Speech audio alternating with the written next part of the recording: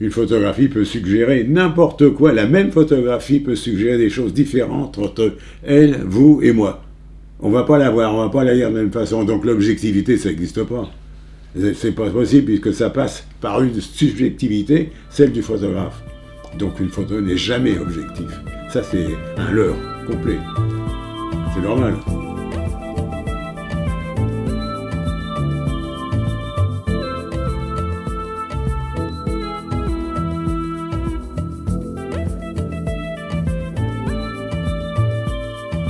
Il suffit de la recadrer différemment déjà pour lui faire dire autre chose. Et il suffit de rajouter des mots pour lui faire dire autre chose que ce que lui a vu. Par exemple, la photographie, je ne sais pas si vous voyez que c'est, du mineur silicosé de Willy Ronis à Saint-Étienne. À travers derrière une fenêtre, on voit ce vieux mineur ridé, etc. Il avait passé ça à Life. Et Life a fait une légende qui contredisait tout à fait ce que Ronis voulait dire en montrant la dureté du matière du mineur et les résultats qu'il en restait sur des hommes encore jeunes, mais qui paraissaient 80 ans. Et les autres, c'était une vision quasiment angélique, tu vois, de la vieillesse. Ouais, le Ronis n'a pas été d'accord du coup non plus. Et c'est pour ça ça fait partie des raisons qui l'ont obligé à quitter Rafo, parce qu'il n'a plus voulu travailler pour Life. Ce qui était héroïque, parce que en quart à la Libération, ça date des années 50, il n'y avait pas de matériel photo, il ne faut pas croire. On n'en a pas parlé tout à l'heure, mais il n'y avait quasiment pas de pellicule, il n'y avait presque pas de matériel. Or, les gens de Life, eux, ils avaient des valises entières de pellicules, de plaques, de flash, de papier, de tout ce qu'on voulait. Ils avaient tant qu'ils voulaient. Et bien, Ronis, qui était très intègre, alors lui, très engagé socialement déjà, très intègre en plus, il a dit non, vous n'utiliserez plus mes photos si c'est pas moi qui fais les légendes. Alors comme là, il fallait dire ah non, les légendes, c'est nous qui les faisons. Il leur a dit bien, messieurs, je ne travaille plus pour vous. Donc, c'était la misère quand même pour lui. Il n'était pas riche à l'époque. Il s'est cassé d'un revenu d'or par raison idéologique. Et ça, c'est un type d'une intégrité formidable, Ronis.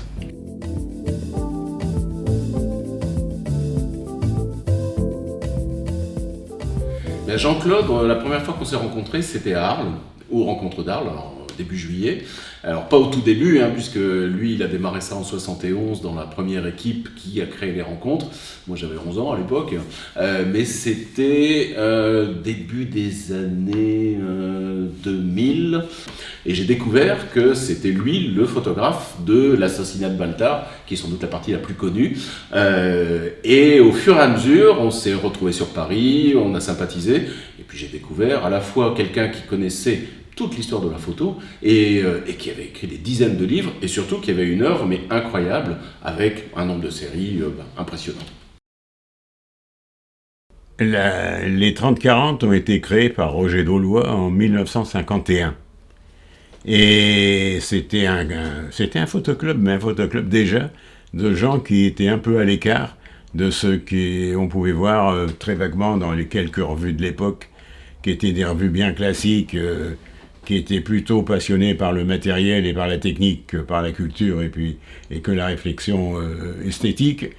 Donc il avait créé ce groupe de réflexion justement photographique en rassemblant autour de lui des gens passionnés. Et puis ce groupe petit à petit a grossi et est devenu quelque chose d'important. Dans les années 60, il est devenu un groupe de réflexion et de rencontres extrêmement important qui a beaucoup influencé la photographie dans ces années désertiques dont j'ai déjà parlé. Les années 60, il n'y avait rien. Il y avait les 30-40, et c'est là où, d'une part, dans le domaine des rencontres, on avait invité des gens comme Brassailles, Ronis, Douaneau, etc., Lartigue, qui venaient nous voir et nous montrer leurs photos, et avec qui on pouvait discuter et montrer les nôtres en ayant leurs avis, et ça, c'était très précieux. Ça, c'était les rencontres. La première, disons, accalmie, la première lumière qu'on a vu arriver, c'est 1970, avec la création d'Arles. Et je dis toujours, la photographie, il y a la photographie avant Arles et la photographie après Arles. C'est comme la Bible, ça. C'est exactement la même chose. Et ça a un peu dégelé les choses. Parce qu'avant, dans les années 60, la photographie n'existait pas. Par exemple, c'est très simple, et il y a une ligne au ministère de la Culture, il y a un département photographique maintenant. Il n'y avait pas ça. La photographie, où on la mettait? Ben le ministère de la Culture à l'époque, ils disaient, bah non, c'est un art mécanique, nous on n'en veut pas chez nous. Ah bon. Alors, le ministère de l'Industrie, oh bah non, c'est quand même un peu artistique, on n'a pas ça chez nous. Alors on l'a mis, et c'est vrai ce que je vous dis, hein, on l'a mis au ministère de la Jeunesse et des Sports. C'est là qu'elle était, la photographie, à cette époque-là. Ouais, l'intérêt que ça prouvait chez les gens. Et c'est Lucien aussi qui a encore fait un boulot énorme, parce que Arles lui a permis de rassembler les deux catégories. Les reporters photographes, par exemple, au tout début, se sont refusés complètement à venir à Arles. Parce qu'ils disaient, Arles, c'est un super photoclub élitiste qui ne nous intéresse pas. Et puis, ils n'ont pas voulu venir. Cartier a refusé de venir, et tout ça. Jusqu'au jour où Lucien Clergue, ayant invité Ansel Adams à être l'invité d'honneur des 5e rencontres d'Arles en 1974, celui-ci a accepté et à son tour a téléphoné à son ami Brassailles en lui disant « Mais viens donc me rejoindre en Arles ». Et ça a dégelé. Eugène Smith est venu l'année suivante, monsieur Eugène Smith, et après Gibson, Friedenberg, tous ces gens sont venus. C'est une époque qui était extraordinaire, c'est plus Arles maintenant, hein, c'est plus du tout ce que c'était. Hein. Dieu sait, c'est que l'univers a bien changé à Arles aussi. Non, les premières années, c'était le temps des copains, c'est ce que j'ai écrit dans mon bouquin, là. C'est le temps des copains, c'était ça. En 70, par exemple, la première année, il y avait une soirée au festival, c'était une seule soirée. Et cette soirée se passait dans la salle de mariage de la mairie. Donc on était une centaine, quoi, à peu près, hein, et à être présent dans ce truc-là. Et puis, la deuxième année, ça s'est passé dans la cour du Réatu. Agrandissement, déjà, c'était noble pour nous, la cour du Réatu.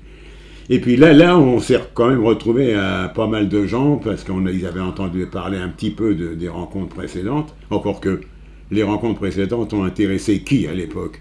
La presse photographique. Il y a un seul type qui a écrit un article sur Arles 70, c'est moi, dans Photo Revue. Pas un journal n'en a parlé à part moi. Donc je vais vous dire que l'intérêt était loin. Les revues, c'était des revues de matériel à l'époque. C'était essentiellement pour vendre du matériel. Donc c'est de bouche à oreille que le temps des copains a jonglé. La preuve entre Brassailles et Adams, c'est le temps des copains. C'est grâce à cette amitié qu'on a eu l'un et l'autre.